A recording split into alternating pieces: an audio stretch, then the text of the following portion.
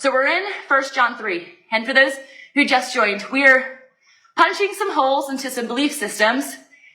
And I'm hoping to call you higher into your purity walk with God. And I know purity sounds boring. You have to go back to the beginning and hear how it isn't. I talked about it already, but this is what it says. Dear children, do not lead anyone you lead astray. Let me start that over. Dear children, he's speaking to Christians. He's speaking to you, brothers and sisters, not to those who are not saved. Do not let anyone lead you astray. The one who does what is right is righteous, just as he is righteous. The one who does what is sinful is of the devil, because the devil has been sinning from the beginning. The reason the Son of God appeared was to destroy the devil's work. No one who is born of God will continue to sin. Because God's seed remains in them, they cannot go on sinning because they have been born of God. This is how we know who the children of God are and who the children of the devil are. Anyone who does not do what is right is not God's child, nor is anyone who does not love their brother and sister. Eek. Okay. This sounds like it makes total sense if you read it in the context of what is happening in the church. What I need you to hear is that if we have not had that Holy Spirit conviction, like I said, we will go on sinning, meaning the salvation moment that we had was with maybe our hands, maybe our mind in the moment. Maybe even in that moment, we had that sweetness of like the Holy Spirit was luring you into his love. And then you immediately went back to the ways of the world. The evil ones have a hold of you.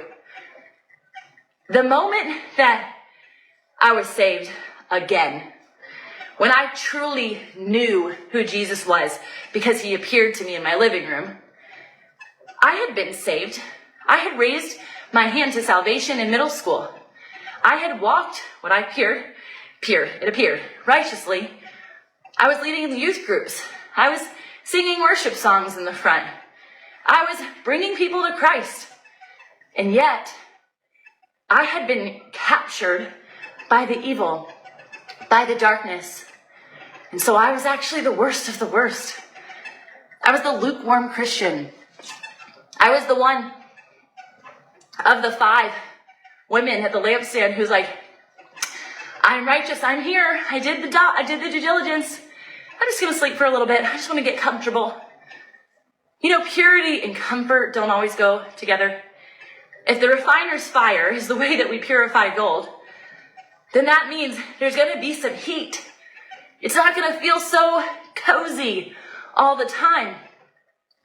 But there is comfort from Christ that transcends all of the things your flesh might think is what you need in that moment for eternal salvation. So I'm wrestling. I'm sitting with the Lord and I'm like, no, if you're truly saved, you're always saved because the Holy Spirit becomes your teacher and you listen as a good child should. But if you're believing that you were saved when you were 5 and so you're forever saved, I would have you sit with the Lord. Say, God, is my soul right with you? Search my heart. I want to be fully surrendered. I want my lampstand to burn at night. And I want it to be so bright that when someone is lost, I'm a beacon of hope.